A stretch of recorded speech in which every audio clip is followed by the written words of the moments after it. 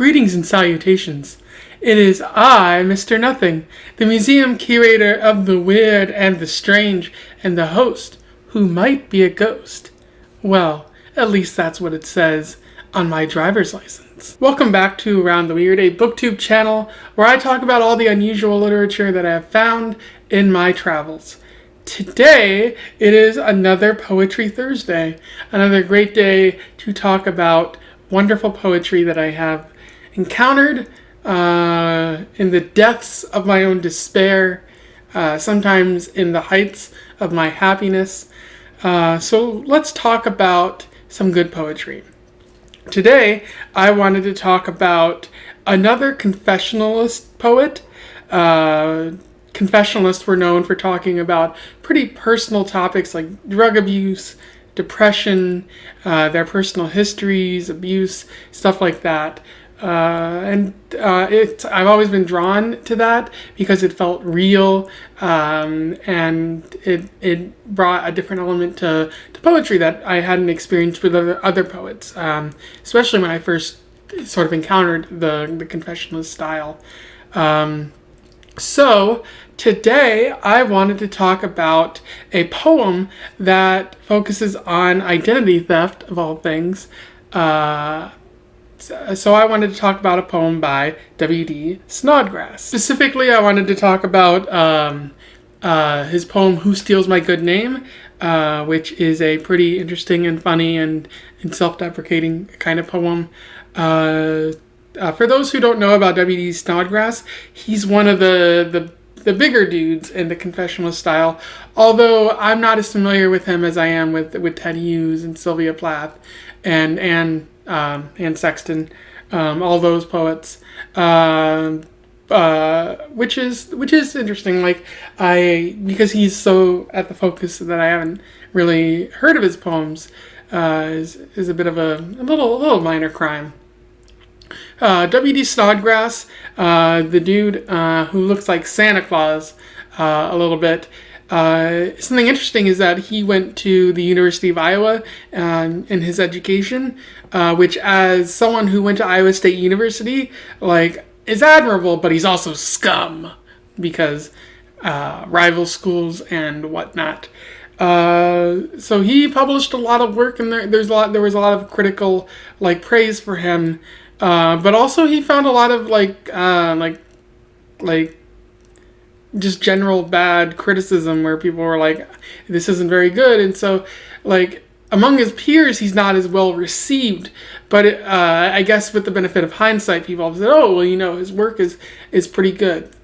And in addition to writing books and poetry, Snodgrass also served as a translator of sorts. He was big into linguistics. So he found work outside of the confessionalist poetry field. And much like with Bukowski, he wasn't a big fan of the confessionalist label. I feel like people who are lumped into categories, especially in the literature field, are like, I don't belong to that category, and here's why, providing a lot of valid reasons. But that's beside the point. I guess eventually you don't get to say where your work is lumped into. So that's W.D. Snodgrass for you. So, without further ado, I would like to read the poem for you and then discuss a few pieces about it, and we can move on from there. So, Who Steals My Good Name by W.D. Snodgrass. For the person who obtained my debit card number and spent $11,000 in 5 days. My pale stepdaughter just off the school bus scowled. Well, that's the last time I say my name, Snodgrass. Just so, may that anonymous Mexican male who prodigally claims my clan line's identity and the 16 digits that unlock my bank account think twice. That less than proper name's been taken by 3 ex-wives, each for an amount past all you've squandered, each more than pleased to change it back. That surname you affect may have more consequence than getting teased by dumb kids or tracked down by bank detectives. Don't underrate its history. One of ours played piano on his prison's weekly broadcast. One got rich on a scammed quiz show. One made a bungle costing the World Series. My own past could subject you to guilt by association. If you write anything more than false checks, abandon all hope of large press publication or prizes. Critics shun the name like sex without a condom. Whoever steals my purse helps chain me to my writing desk again for fun and profit.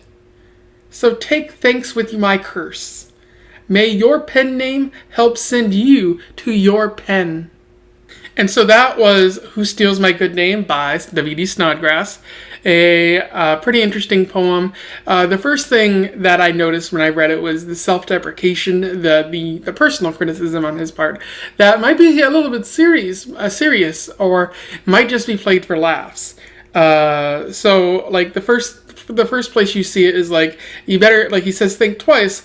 That less than proper's name's been taken by 3 ex-wives, each for an amount past all you've squandered, each more than pleased to change it back. So he's highlighting how like he's been married 3 times, and like all those relationships have been like doomed in some sort of way. I didn't look up his past relationships, but it would be interesting to like explore that aspect of him. So like he's saying to like the thief who stole his name, like this taking my name, like you may take it like figuratively by stealing my identity, but beware that it doesn't affect you physically by dooming your marital life. He also says, like, one of the more interesting and more complainy parts of the poem, he says, if you write anything more than false checks, abandon all hope of large press publication or prizes. Critics shun the name like sex without a condom. And I really like how he, like, that's particularly, like, interesting and, like, I would say beautiful, like, despite what he's talking about, because it's like if you try to put like your ideas to paper and try to present your writing to the world, like it, much like me, if you're taking my name, it's not gonna go well for you. And he's highlighting how like some of his work received a lot of bad criticism. Like not at the time, people weren't very fond of it, and like it. Because of that, he didn't win the prizes. He didn't win the award. So while he's talking about like losing his debit card number and being kind of forced to pay that money back, he's also taking the time to complain about the critics in his life, which is a level of petty that I aspire to be able to mix both worlds at once and address multiple grievances. But at the same time, Snodgrass isn't like completely despairing about his name. He does take some time to address his personal history, his past. Like he talks about like don't underrate its history though. Like one of ours played piano on his prison's weekly broadcast, and he's talking about his ancestry there and like denoting how like a couple of the people in his past, like they were noteworthy. Like they might not have done complete good. Like they made money in some sketchy kind of ways, or were in prison, but they were still notable. Like he's still remembering them maybe a bit fondly. So that's good. But then he compares it to himself again, and it's like, I'm nothing. I can't even win awards, so I'm not a very good writer. So I do like that aspect, and as a whole, with this whole entire poem, you can see like the Confessionalist style, how he's focusing on himself, how he's remembering his ancestry and his family and what his name means to him, and his failed relationships, and like he even takes some time to be like, like your dumb kids might tease you about your name, but that's nothing compared to what I've been through. So yeah, I enjoyed that about the poem, and it's a very interesting insight into W.D. Snodgrass that I haven't really encountered with a lot of other poems of the past. Like the Romantic poets talked about like nature and love, but in very abstract terms. But the Confessionalists were very like hyper focused on sometimes on themselves, and you end up with a poem like this. Yeah, so overall, I would say I enjoyed reading this poem. I'm looking forward to reading more of W.D. Snodgrass. I don't know why I slept on him before, but I'm determined to fix that issue. I would definitely recommend that you out there who are watching go and find this poem if you can. It's a high quality poem. I will put a link to it in the description.